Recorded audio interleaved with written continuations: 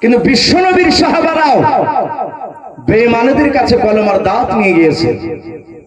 যে গ্রামে একটা লোক রাসূলকে চিনে না, আল্লাহকে চিনে না, সেই দেশে গিয়েছে কলেমার দাওয়াত নিয়ে। সেই সময় কষ্ট ছিল না সহজ ছিল? কথা বলে, চরম কষ্ট ছিল।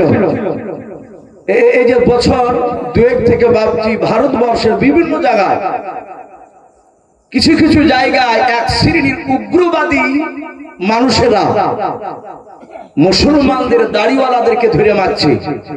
পেপার পত্রিকা দেখেন না? গরু ব্যবসায়ী যাচ্ছে ধরে মারতে মারতে মাথা ফেটে দিয়েছে। অনেক বৃদ্ধ লোকের দাড়িকে ধরে চাচে দিচ্ছে, কেটে দিচ্ছে। এরকম কিছু কিছু উগ্রবাদী বদমাইশ লোকেরা। অথচ ভাবছে আমাদেরকে অনেক সময়তে দূরে যেতে এখন ভয় লাগছে, অথচ সেই দেশে মুসলমান আছে। আর রাসূলের জামানাতে ভাবছি সাহাবারা নবীর কথাকে নিয়ে এমন এমন দেশে যেতেন যে দেশে একটা কলেমা পড়া লোক নাই। বিশ্বনবী বসে আছেন মসজিদে নববীতে, অনেকগুলো লোক বসা। নবী সাহাবাদের দিকে তাকিয়ে বললেন, শোনো, আমাকে পূর্ণাঙ্গ দিন দিয়ে পাঠিয়েছেন আল্লাহ।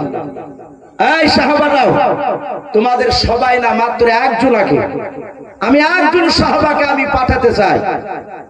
সে এমন একটা দেশে আমি তাকে পাঠাবো, সেই দেশের বাদশা বেঈমান, সেই দেশের প্রতিটা নাগরিক প্রজারা সবাই বেঈমান, তারা আল্লাহ এবং রাসূলকে চিনে না।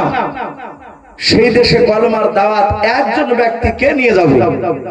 নবীর জবান দিয়ে বলাও শেষ, আর মাহফিলে বসা ছিল হযরতে দাহিয়াতুল কলবি রাদিয়াল্লাহু তাআলা আনহু। নাম শুনেছেন এই সাহাবা?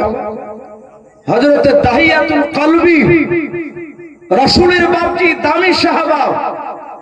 হাদিসে পাওয়া যায় সম্রাট জিবরিল আলাইহিস সালাম উনি মাঝে মাঝে দাহিয়াতুল কলবির সাহাবা রূপ ধরে, চেহারা সুরাত ধরে নবীর সাথে কথা বলতেন। সাহাবারা ভাবতেন মনে হয় দাহিয়াতুল কলবি। চলে যেতেন, বিশ্বনবী বলতেন, ওকে চিনতে পারলে? সব সাহাবারা যারা বসে থাকতেন তারা বলতেন, হুজুর উনি তো দাহিয়াতুল কলবি। নবী বললেন, না। বলে, উনি কে? বলে, উনি দাহিয়াতুল কলবি তোমাদের চোখে, কিন্তু এখনই তুমি দাহিয়াতুল কলবির বাড়িতে যাও, বাড়িতে দেখো গা দাহিয়াতুল কলবি এখানে আসেন। বলে, হুজুর উনি কে? বলে, উনি সম্রাট জিবরিল আলাইহিস সালাম। বলুন সুবহানাল্লাহ।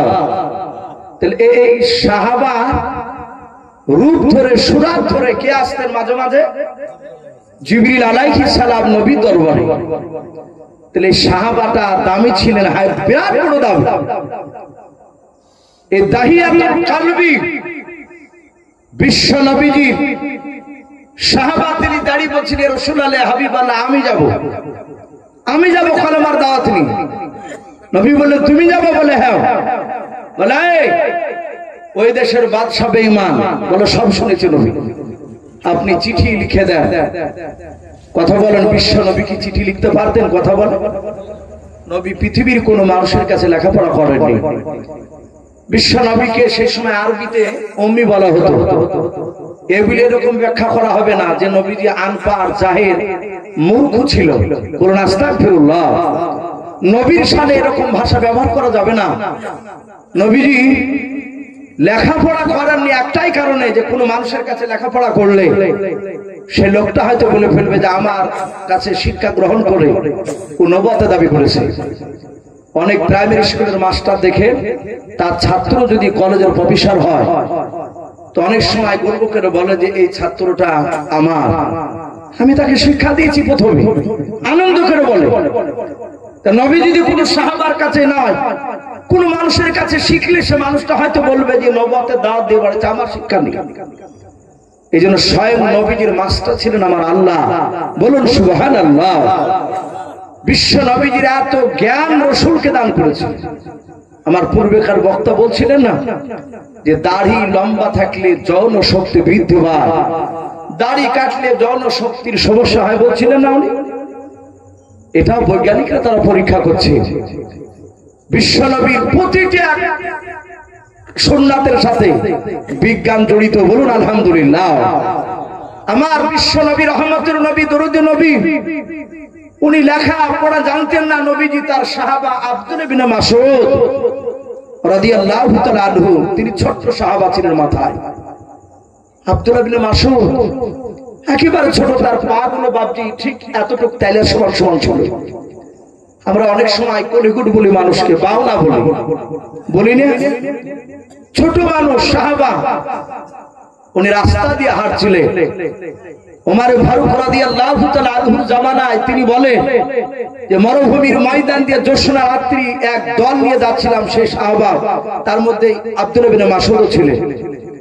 হযরত ওমর তিনি যেতে যেতে বললেন, ওগো কাফেলার লোক, ওগো সাহাবারাও, বলো কোরআন শরীফের সবচেয়ে কোনটা কঠিন আয়াত, সবচেয়ে কঠিন আয়াত কোনটা বলো। ওই কাফেলার মধ্যে থেকে, মজলিসের মধ্যে থেকে, দলের ভিতর থেকে একটা লোক উত্তর দিলেন, ফামা ইয়ামাল মিসকালা যারাতিন খায়রা ইয়ারা ওয়া মা ইয়ামাল মিসকালা যারাতিন শাররা ইয়ারা। ভালো কাজ যারা যারা করলো সেটা দেখানো হবে, ও খারাপ কাজ করলো সেটা যারা যারা করলো আপনাকে দেখানো হবে। ওমর ফারুক বাপজি কাঁদতে লাগলেন এই কথাটা শুনে, কাঁদছেন আর হেঁটে যাচ্ছে। উনি বলেন, আবার অনেকটা দূর চলে গেলাম। ওমর ফারুক রাদিয়াল্লাহু তাআলা আনহু বাবা আবার পেছন দিক থেকে ডাক দিয়ে বলেন, ওগো আমার সাহাবারা, তোমরা দাঁড়িয়ে যাও।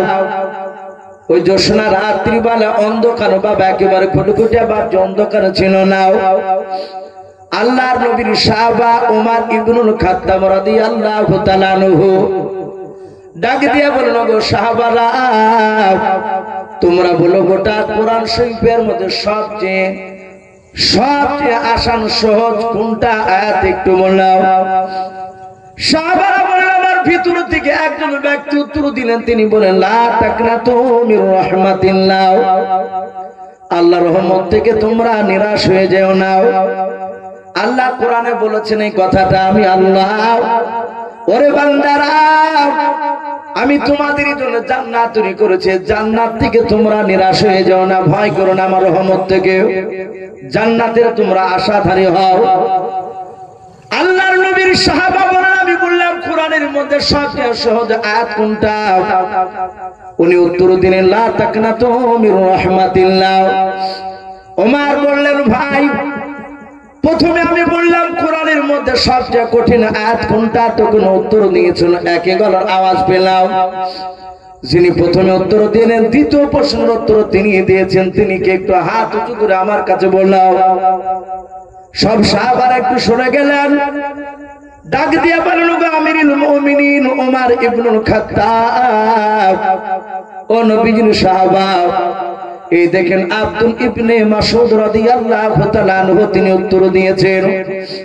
আল্লাহর নবীজি বাপজি আব্দুল ইবনে মাসউদের এত মর্যাদা বলেছিলেন, কোন মানুষ বাবা আব্দুল্লাহ ইবনে মাসউদের বাড়ির পাশ থেকে অনেক সাহাবা ছিল, তারা বাপজি আপনার নবী দরবারে গিয়ে বাপজি মশলা জিজ্ঞাসা করত। আল্লাহর নবী বলেন, তোমার বাড়ি কোথায়? তিনারা বলতেন, আমার বাড়ি আব্দুল্লাহ ইবনে মাসউদ রাদিয়াল্লাহু তাআলা আনহুর পাড়াতে, ওনার বাড়ির পাশে। আল্লাহর নবী বলতেন, সাহাবারাও, আব্দুল্লাহ ইবনে মাসউদ কি মারা গিয়েছে? বলো, হুজুর না, মারা যায় না, বেঁচে আছে। আল্লাহর নবী বলতেন, সাহাবারা, কোন মশলার সম্মুখীন হলে আব্দুল্লাহ ইবনে মাসউদ যতদিন বেঁচে থাকবে, শুনে নাও, তোমরা আব্দুল্লাহ ইবনে মাসউদের কাছে যাবা, আমার কাছে হেঁটে কষ্ট করে আসা লাগবে না। আব্দুল্লাহ ইবনে মাসউদ যেই কথাটা বলবে, এই সাহাবারা তোমরা জানবা ওটা রাসূলুল্লাহর জবানের কথা। বলুন সুবহানাল্লাহ। ভাবতে পারেন কত বড় দামি সাহাবা।